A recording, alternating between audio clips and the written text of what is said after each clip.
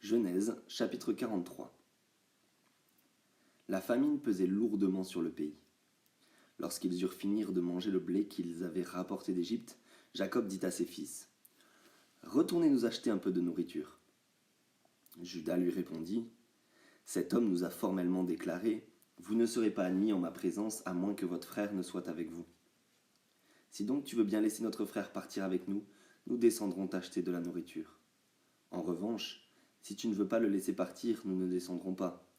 En effet, cet homme nous a dit : Vous ne serez pas admis en ma présence à moins que votre frère ne soit avec vous. » Israël dit alors : « Pourquoi avez-vous mal agi envers moi en révélant à cet homme que vous aviez encore un frère ?»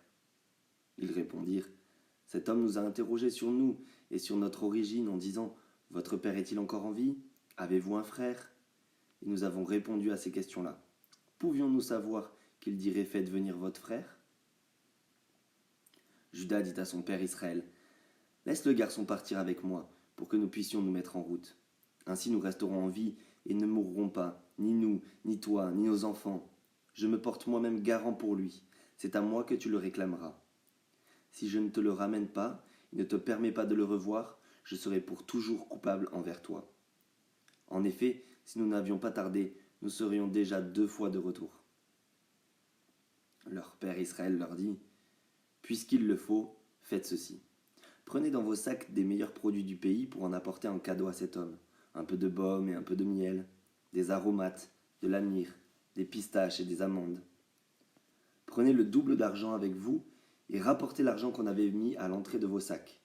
Peut-être était-ce une erreur. Quant à votre frère, prenez-le. Levez-vous et retournez vers cet homme. Que le Dieu Tout-Puissant éveille la compassion de cet homme envers vous, et qu'il laisse revenir votre autre frère et Benjamin avec vous. De mon côté, si je dois être privé d'enfants, que j'en sois privé. » Ces hommes prirent le cadeau. Ils prirent aussi le double d'argent avec eux, ainsi que Benjamin. Puis ils se levèrent, descendirent en Égypte, et se présentèrent devant Joseph. Dès que Joseph vit Benjamin avec eux, il dit à son intendant : « Fais entrer ces hommes dans la maison, tue une bête et prépare un repas, car ils mangeront avec moi à midi. » L'homme se conforma à ses instructions et les conduisit dans la maison de Joseph.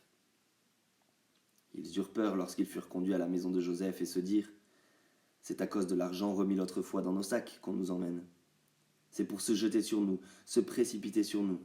C'est pour nous prendre comme esclaves et s'emparer de nos ânes. » Ils s'approchèrent de l'intendant de Joseph et lui adressèrent la parole à l'entrée de la maison.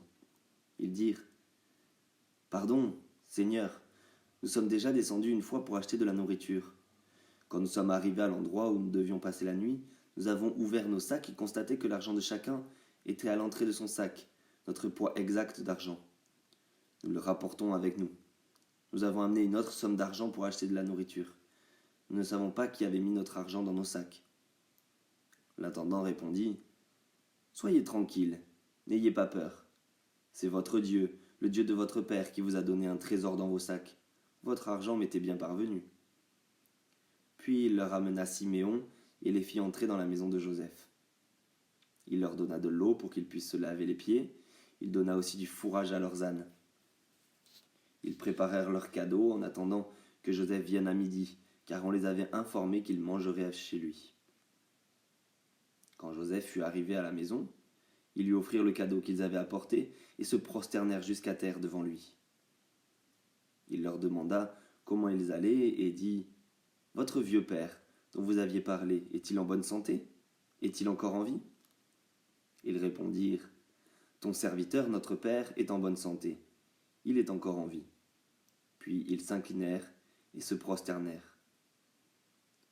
Joseph leva les yeux et jeta un regard sur son frère Benjamin, le fils de sa mère. Il demanda : « Est-ce votre jeune frère, celui dont vous m'aviez parlé ? » Et il ajouta : « Que Dieu te fasse grâce, mon fils. » Il était profondément ému à la vue de son frère et avait besoin de pleurer. Il entra précipitamment dans une chambre et y pleura. Après s'être lavé le visage, il en sortit. Retenant son émotion, il ordonna qu'on serve à manger. On servit séparément Joseph et ses frères.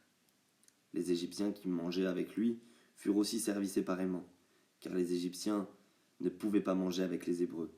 C'est une pratique abominable à leurs yeux. Les frères de Joseph s'assirent en sa présence, de l'aîné au plus jeune en fonction de leur âge. Ils se regardaient les uns les autres avec étonnement. Joseph leur fit porter des plats qui étaient devant lui, et Benjamin en eut 5 fois plus que les autres. Ils burent tout leur soûl avec lui.